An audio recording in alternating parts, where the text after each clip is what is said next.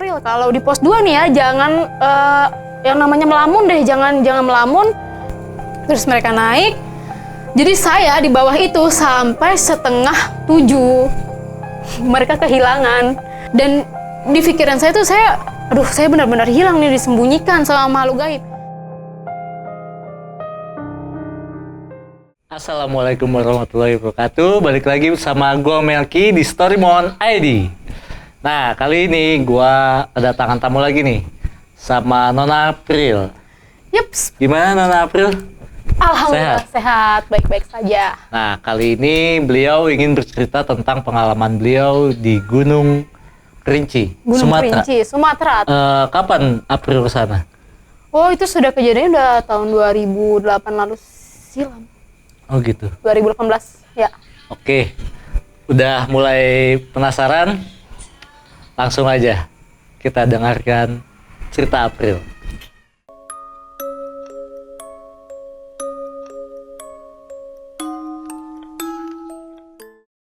Jadi gini ceritanya.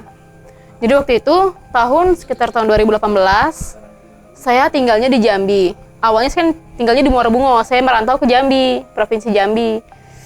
Sambil seiring saya berjalan saya kuliah, saya mengadakan pendakian bersama sama beberapa teman-teman saya untuk menuju ke Gunung Kerinci.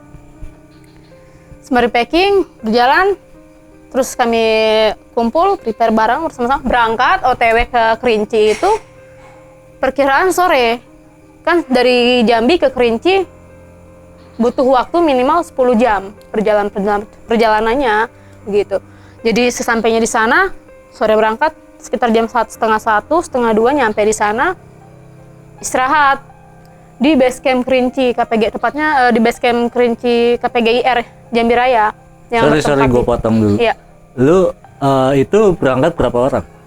Oh, kalau saya berangkat kemarin sekitar 4 orang dari Jambi. Setibanya di sana, tapi kami ketemu teman-teman yang lain, jadi berombongan berangkatnya sekitar ada 10-11 orangan lah gitu yang nanjak. Kami melakukan simaksi di R10 Kerinci. Setelah simaksi kami langsung melakukan berdoa bersama langsung nanjak, terus nanjak ke atas, nanjak sampai di pos 1, pos 2 itu sudah mulai ngerasa yang hal-hal keganjelan kayak gitu sudah ada. Memang gitu. April berangkat dari pos bawah itu dari jam berapa? Maksudnya berangkat untuk melakukan pendakian itu siang kah atau malam? Oh, kami pagi sekitar jam 9-an sudah langsung melakukan pendakian ke pos 1, pos 2. Dari situ memang sudah berasa hawa yang kurang enak. Di pos 2 memang saya merasanya memang kurang enak. Dan dari situ juga teman-teman sudah ngingetin, Pril, kalau di pos 2 nih ya, jangan yang namanya melamun deh, jangan melamun, jangan berkata kotor, buang sampah sembarangan dan segala macamnya gitu, yang hal-hal negatif dihilangkan, pemikiran yang negatif pokoknya dijauhkan gitu. Jadi kebetulan tidak sengaja teman saya yang seperjalan itu buang sampah terus berucap kata kotor begitu. Jadi keteguran lah ya, kesurupan seperti itu. Ya alhamdulillah bisa ditangani. Ya kami kembali untuk melanjutkan perjalanan ke atas lagi ke pos berikutnya. Itu siapa yang kesurupan? Kebetulan ada teman saya. Dan juga ya dapat ya gangguan sedikit lah sayanya kan. Tapi itu masih bisa dikondisikan, masih aman, terkendali. Gangguannya seperti apa? Oh, gangguannya itu ya seperti itu, kayak mungkin dia ngerasukin teman kita, terus ngomong ya seperti hal misalnya jangan buang sampah sembarangan di sini atau berucap kata kotor. Dia tidak senang, tidak pengen kalau ada sesuatu yang kita lakukan tuh mengganggu dia begitu. Apalagi membawa jimat atau segala macamnya gitu. Dia nggak suka itu. Memang di dunia goib dia tidak pengen diganggu. Jadi dia pinginnya gini, tujuan seorang pendaki itu nanjak itu untuk apa sih? Melestarikan alam. Selain melestarikan alam, menjaga alam dan segala macamnya, itu kan harus seperti itu. Jangan ya tujuan naik ke gunung itu jangan tujuannya untuk mungkin manggil goib lah, mengganggu mereka lah atau apalah gitu. Sebaiknya jangan yang seperti itu tujuannya. Jadi kita dengan diri kita, oh kita mendaki karena kita pendaki. mencintai alam. Jadi bukan mendaki karena kita pengen tahu, oh ini goibnya kayak gini, jangan gitu. Cuman cukup tahu kita diri sendiri gitu. Jangan sampai kita mengganggu mereka dan mengusik mereka, itu aja sih pengennya mereka begitu. Oke, ke pos selanjutnya. Pos 3. Aman. Terus habis itu kita naik lagi ke sampainya di shelter 1. Shelter 1 kita nge-camp di sana. Bikin tenda, bangun tenda, bikin api unggun. Terus ya masih aman-aman aja, tapi ya memang di situ cuman kondisi cuacanya emang sangat dingin sih di pos ini, di shelter 1 gitu. Kalau untuk mistiknya belum terlalu mencolok kalau di shelter 1 itu tadi. Mungkin pas di shelter 3-nya nanti itu baru lumayan. Saya mendapatkan yang benar-benar bahkan saya sempat hilang di jurang shelter 3. Itu gimana cerita ya? Ceritanya kan April nge-camp di shelter 1. Shelter 1. Terus melakukan pendakian lagi besok paginya. Besok paginya kita melakukan pendakian lagi ke shelter 2. Shelter 2 kan ada shelter 2 bayangan, ada shelter 2 yang memang benar-benar shelter 2. Jadi kita dari shelter 1 ke shelter 2 bayangan, baru ke shelter 2. Habis itu ke shelter 3-nya. Iya. Nah, sesampainya shelter 3 itu sekitar sore hari ya. Sekitar jam 3 kalau nggak salah. Jam 3, bangun tenda, masak. Kan kami butuh air. Jadi saya turun bersama 2 orang teman. Jadi kami bertiga turun ke tempat ngambil air tuh jurang ya. Curam banget untuk turun ke bawah itu. Bener-bener ngeri gitu. Jadi butuh safety yang benar-benar safety. Turun ke bawah, ngambil air. Sekitar jam berapa itu, Pir? Itu jam 4. Jam 4. Jadi yang 2 udah turun, saya stay di ada sebuah batu. Tempat itu benar-benar bikin nyaman. Jadi yang tadinya saya nggak punya pemikiran goib, saya duduk di situ tuh kayak merasa aman, merasa nyaman, tentram. Ya kayak nggak ada yang ganggu saya, nggak ada yang ngusik. Jadi yang 2 tadi sudah ngambil air, sudah pada persiapan naik. Sudah manggil, Pril, ayo naik. Nanti dulu, saya masih pengen di sini nih, pengen nyantai, saya bilang gitu. Kalian aja duluan naik, saya bilang gitu kan. Terus mereka naik. Jadi saya di bawah itu sampai 6:30. Mereka kehilangan. Mereka nyari ke bawah, mereka nggak ngelihat saya. Padahal tadi kan kami perginya bertiga. Tapi mereka sama sekali nggak ngelihat. Mereka manggil pun, saya nggak ngedenger. Saya ngedenger, tapi saya nggak bisa manggil mereka. Ketika saya manggil, mereka nggak dengar suara saya gitu. Jadi mereka ngeliat saya ke bawah, ke batu, saya nggak ada. Tapi saya tahu mereka ada di atas, nyenter-nyenter. Jadi nyariin saya. Si teman April yang 2 itu saat mereka manggil April, mereka nggak ngelihat ada April? Nggak ngelihat, dia nggak ngelihat. Makanya saya sampai kehabisan suara. Dan di pikiran saya tuh saya benar-benar hilang nih, disembunyikan sama makhluk gaib. Padahal saya nggak ngeganggu ya. Sebelumnya sih dia ngomong gini, yang menyembunyikan itu kan ada si sosok perempuan. Dia kalau di bawah jurang itu dia kelihatan cantik banget, cantik harum gitu kan. Tapi dia ketika naik di atas permukaan shelter 3, mukanya benar-benar ya maaf ngomong ya, gue nggak bisa ceritain juga mungkin karena gue lagi komunikasi juga sama dia, untuk dia nggak pengen diceritain tentang dia wajahnya. Jadi begitu. Pas gue mau naik, dia ngelarang. Dia bilang gini, udah ngapain sih kamu kembali ke kota, ngapain sih ke sana, ngapain sih gabung mereka tuh taunya gini aja katanya. Kalau di sini kan kamu tentram, aman, suasananya juga adem, dingin gitu kan. Juga nggak ada yang ngusikin kamu, nggak ada yang nyakitin kamu dan segala macam. Dia berusaha supaya saya tetap tinggal di batu itu gitu. Tapi posisinya April itu masih di batu itu? Masih posisi di batu itu. Saya duduk dan di bawah saya jurang. Batu itu kan memang menculam kayak gini. Jadi saya duduk sendiri. Nah, gitu. Sorry gue potong dulu. Pada saat teman April teriak-teriak manggil April itu, April nggak ada inisiatif untuk mengejar teman April itu apa gimana? Itu tadi saya bilang saya inisiatif mau beranjak, inisiatif mau pergi, tapi saya masih ditahan sama yang sosok perempuan ini. Nggak bisa bergerak maksudnya? Udah kamu di sini aja. Jadi yang tadi saya posisi duduk kayak gini ya gini aja. Jadi nggak berdiri nggak apa.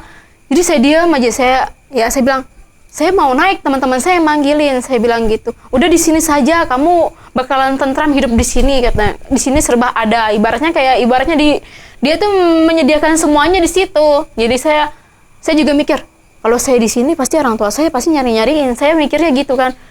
Saya nggak mau bikin orang tua saya khawatir dan teman-teman saya juga nyariin kayak gitu kan. Di otak saya mikirnya gini, pada saat seperti itu, nggak usah berpikiran yang lain-lain. Pikirnya tetap positif, terus mikir sekiranya apa yang bisa buat ngode mereka biar mereka tahu kalau saya di Batu ini. Dan kebetulan saya cuma punya andalan satu. Waktu itu saya cuma bawa HP yang HP merek Strawberry yang ada senternya, HP robot, tahu kan Bang ya. Jadi, oh iya ini senternya tajam. Saya cuma mikirnya di situ. Saya ambil, truk saya nyalakan, baru saya senterin balik ke mereka. Itu baru mereka tahu dan mereka turun. Ambil saya. Teman-teman semuanya udah pada rame di atas, udah pada nyariin. Dan mereka turun, mereka ambil saya di bawah tadi. Makanya saya bilang, ngapa Pril kau hilang lama? Ya nggak apa-apa, saya memang dari tadi di bawah. Saya nggak nunjukin bahwa saya disembunyikan atau apapun itu. Karena saya pengennya cerita itu untuk saya sendiri. Saya pengennya seperti itu sebenarnya. Dan sekarang saya bagikan pengalaman saya ini sama teman-teman. Itu kira-kira berapa lama itu April sampai diketemukan sama teman-teman itu? Ya perkiraan waktu dari jam 4 itu. Dari jam 4 sampai jam setengah 7. Setengah 7 malam? Baru ditemuin.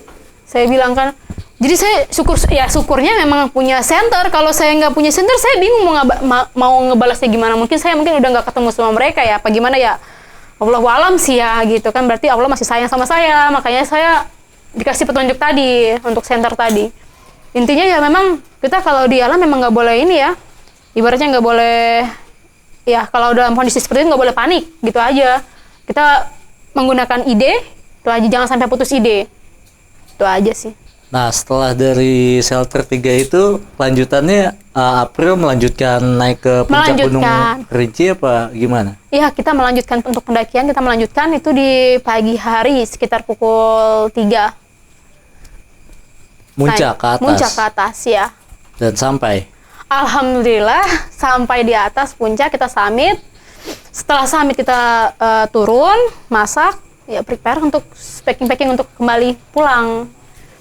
Nah, di perjalanan balik dari shelter 3, seperti itu juga, dapat petunjuk yang aneh. Anehnya gimana? Ya gini anehnya Bang. Anehnya itu kami berjalan. Yang tadinya ada 11 orang, kok jadi nambah 1? Dan itu nggak kenal, nambah 1. Jadi siapa? Itu. Jadi cuma kode-kodean doang. Berhenti di sekitar pos 2, dia udah nggak ada. Kode-kodean sama siapa? Kodean sama teman saya yang di belakang di bagian sniper.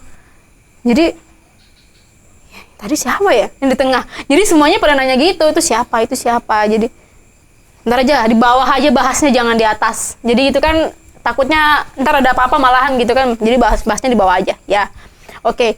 Nah, perjalanan ke bawah lagi nemu jejak si Meong. Tapi yang bikin aneh itu jejak kakinya kan biasanya kan ada 4, harusnya kan 4 ya, kanan kiri. Itu cuma 3 kaki, nggak mungkin dong dianya pincang, nggak mungkin kan. Itu doang. Dan jadi bahan pertanyaan itu sampai sekarang itu doang sih. Nah itu ya, saya nggak ini. Waktu pada saat ada satu nambah orang lagi yang sosoknya tuh cewek kah atau cowok? Dia sosok cowok. Oke, nah cukup menarik sekali menurut gue nih pengalamannya April, dan gue sebenarnya penasaran banget sama April ini. Iya. Nah, yang dari tadi gue pengen pertanyakan tuh sebenarnya kan yang tadi di shelter 3 itu intens banget lah ya. Intens. Itu ibaratnya nggak boleh balik. Seperti itulah intinya lah ya. Nah, yang jadi pertanyaan gue, kenapa sih mereka kok sebenarnya kan yang membuang sampah sembarangan itu kan bukan lu? Bukan gua. Nah, kenapa mereka bisa memilih lu gitu? Jadi gini, sebenarnya gue dijadikan perantara. Perantaranya ya mungkin gini, dia di sisi lain sebenarnya pengen jadikan gue perantara, cuman dia saking udah terlanjur senangnya sama diri gue ditahan Bang, gitu, nggak boleh pulang. Untuk kamu, dia manggil nama. Kalau nama gue kan Lia. biasanya dipanggil sama orang tua. Jadi dia manggil Lia. Jadi gue kaget dong. Biasanya manggil itu orang terdekat, saudara doang. Kok dia bisa manggil Lia? Jadi saya kaget juga. Panggil, udah Lia kamu di sini aja, ngapain sih kembali ke sana? Toh di sana juga ribut, suasananya juga nggak enak, ramai. Di sini aja, di sini aman, tentram, nyaman. Dia yakinkan banget bahwa suasana di sana tuh damai, nggak ada, ibaratnya nggak ada ricuh, nggak ada ini, nggak ada yang, ya pokoknya yang dia nggak senang tuh nggak ada lah di sana. Pokoknya di sana diyakinkan bahwa di sana tuh memang benar-benar tenang. Dan juga yang gue lihat ya, kalau menurut penglihatan gue itu, kalau di Kerinci kan memang ada kerajaan tua. Juga di sebelah jurang itu memang ada emasnya. Kalau saya mau ngomong seperti itu, cuma ntar kalau saya ini ntar ditambang lagi sama yang lain-lain. Jadi dia itu menjaga itu, yang tadi di situ dia penjaganya. Dan juga ada sosok orang tua di sana, jelmaan harimau. Itu memang di sana ada harimau tua di Sumatera. Jadi itu yang menahan memang putri dia kayaknya, anaknya. Oh gitu. Dia pengen nyari teman sosok perempuan di sana untuk nemenin dia. Saya menolak dong. Saya nggak mau dong, ngapain saya di sana. Saya lebih baik pulang ke rumah. Orang tua juga pasti udah cemas. Dan syukurnya saya punya center ajaib yang bisa bikin saya pulang gitu loh. Oh jadi sebenarnya di balik itu ternyata April itu sebenarnya punya kelebihan lah ya. Alhamdulillah dari lahir saya ya tanpa nuntut dan segala macam. Saya memang dari lahir ya. Saya nggak pernah mau nyari-nyari. Nggak gitu. Cukup yang dari lahir. Oke, untuk kali ini mungkin kita stop sampai di sini dulu. Next time Mbak April bisa cerita lagi di Storyman ID. Terima kasih banyak Mbak April. Oke, sama-sama. Oke, jangan lupa di komen, like, and subscribe. Bye-bye. Bye.